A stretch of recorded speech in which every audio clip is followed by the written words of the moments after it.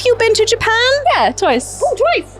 Yeah, I've been 3 times. So that's what I wanted to do. I managed to do it. Absolutely loved it. I want to go back as soon as I can. Wow! Science in Japan, ladies and gentlemen. This girl is going to Japan to be awesome. Hey guys and girls on Ash Japanese, it's your flashy fashion reporter Kathika, and today we've come to Hyper Japan in Manchester here in the UK to ask if you go to Japan for the very first time, what is your must-do? And if you've been, what was your must-do? Let's take notes. There might be some cool stuff in there. Let's ask Brits. Have you been to Japan? And what was your first time like, if you have? Yeah, so I actually work out there, so I'll be living there next year. I'm going to be living out there and working out there in Toyama, which is really cool. So I was there last February for work, and I think my life peaked actually when I got off the plane in Tokyo. I hit a high that will never be replicated. It was very memorable. I had the best time, so it was awesome. So your first time Japan, you already worked there? Yeah, so I was at a kind of conference collaboration meeting for the experiment I work on, but I also was very lucky and got to spend a few days in Tokyo having a bit of a holiday beforehand, which was really, really cool. Experiment, biology, what? Physics, so I'm a physicist. So the Hyper Kamiokande experiment in Japan and the T2K experiment in Tokai to Kamioka is what I work on, yeah. Ladies and gentlemen, we have a STEM, women in science. Women in STEM, I guess so. Wow. And you're going back to Japan to do science? Yeah, so as part of my PhD, I have to live there for 12 months. And so I'll be going out there and working out there and helping construct this detector. So I'll be under the mountain in the cabin, plugging things in and generally just living in Japan. I'm very excited. It'll be really cool.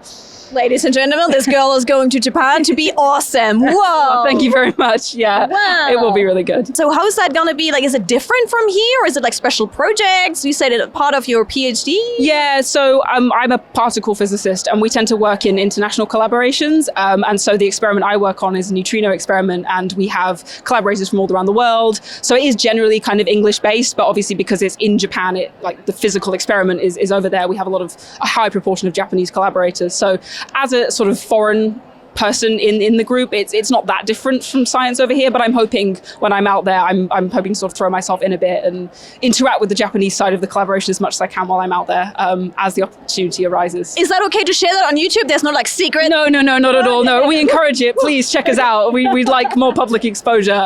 We're very cool, I promise. Look up pictures of the inside of Super K. It looks amazing. So yeah, it's really cool. So first time in Japan was already science? Yeah, so it was mainly for a conference in Tokai at J Park, the particle physics accelerator there. But yeah, as I said, I got to spend some time in Tokyo too, which was really cool. I got to be a tourist for a few days, which was very exciting. I had a great time.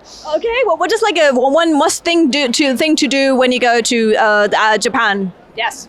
I think for me, I would kind of say go up the sky tree. It might be a bit basic, but when I was in Tokyo, it was one of those things that I was kind of, I was like, oh, maybe not. And when I went up, I was really glad I did. So yeah, it's a great experience. The view of sky tree. Yeah, it's really cool. It's real, I mean, obviously everyone knows Tokyo is the biggest city, but you never quite get a scale for it until you're up there and you're kind of like, whoa, this place is absolutely massive. And it was really cool. So have you been to Japan?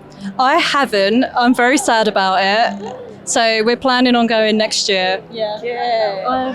I've been in 2023, so. You've been once? Yeah, I've been once. All right. Your first time in Japan, what impression did it leave and what did you do? I think Kyoto, so the buildings were lovely. The people as well, just so nice and friendly. Because a lot of people, they say, people are a bit aloof or shy, but I didn't find that at all. So yeah, I thought they were really good over there. So in Kyoto, the people were super nice to you? Yeah, I mean, people were running up taking pictures with me, even though they were in traditional garb and stuff. So I don't know what it was, but yeah, I thought they were so nice and friendly over there. I really liked it. People took pictures of you. And you weren't dressed as Toshi at the time. Yeah. Exactly. I wasn't even dressed up, but I don't know. They might have liked my fashion or something. Yeah. What did you do the very first time when you came to Japan? Got lost because there were no smartphones. But everyone was really nice and it was great. And I went to like Ghibli and all the cliche stuff, but didn't have any money, so I just kind of stood outside a lot of things. That's a story, but you wanted to be there, right? Yeah, I was a student. It's good. But you made it. So Ghibli, but you made it into Ghibli. Yeah, I made it in there. Yeah, it was great. It was good. Anything like that left a lasting impression on you from your first time in Japan that made you come back a second time? I think my lasting impression was more just that, again, no smartphones, no translation, nothing was in English. And then this time everything is in English, and it's a lot easier to do as a tourist now. And both are good. It's just different. So it was cool to see the change. It was like 10 years in between. So Have you been to Japan? Yeah, so I lived in Tokyo for 2 years. What was your first impression when you came to Japan? That it was just super clean. I think that was like the first thing. I was like in shock. And just how like pretty everything looked, I guess. It was just a really beautiful city in Tokyo. And you lived there for 2 years. What did you do? So I studied at language school, and then for the last 6 months I worked as an English teacher. So, Right, so you've done the studying, you've done the working, you've done the whole thing in Tokyo. Holy moly. What is like one thing you miss right now about Japan? the pancakes, definitely. But also being able to like visit like Angelic Pretty store in person instead of buying everything online. I miss that. The UK needs an Angelic Pretty store. Please. What is like the one thing you definitely wanted to do on your first time in Japan? So something I wanted to do, I know it's very touristy, but for Universal Studios, the Nintendo Land had just opened, and I was very lucky that I was able to win the lottery on the day to get in there, seeing a band live, and I got to see the Final Fantasy X stage play as well, so that was a very limited run, and I was lucky to get tickets to that as well. It was like 8 hours long, didn't you? Yeah, it was a crazy amount of time. Play. 8-hour play of Final Fantasy X. That is definitely a win. Yeah, it was really good, especially as a kabuki as well. So didn't understand a word that was said, but I absolutely loved it. So Wow, okay, that explains the 8 hours now. Have you been to Japan? No. What is your must do? Like when you go to Japan, this is your dream, this is what you want to do.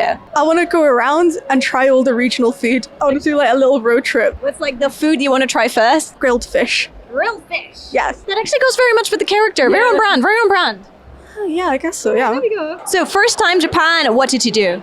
So the first time I only went to Tokyo and kind of did shopping and all the fashion related stuff, and then I met up with my friends, and then I went back and did a bit more. So I went to Osaka and Kyoto the second time, and then I thought I need to go again. This is over the space of about a decade. So I went to Kyushu and then worked my way up to Tokyo. Why did you want to go back? Like what has Japan for you that you like, well, like I need to go back? I just wanted to do the onsen thing. That was on my bucket list. So I had to go back just for that. And I really like Japan.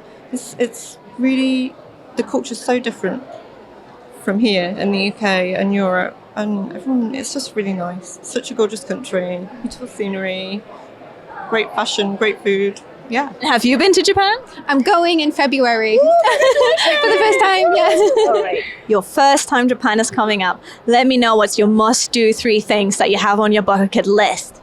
Harajuku. Yes. I've got like a hit list of all the stores that I want to go to, like Kiddieland, Paris Kids, obviously La Ferrée. So that's like my main thing. And then I guess I'm excited to go to like Konbinis as well, which is another basic answer, but.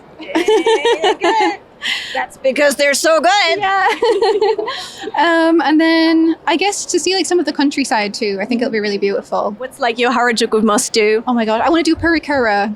Like on a real parikura machine. I think that'll be really fun. If someone is going for the first time to Japan, say your best friend is saying, hey, I want to go to Japan for the first time, where would you advise them to go? Like 1 or 2 things you're like, do this.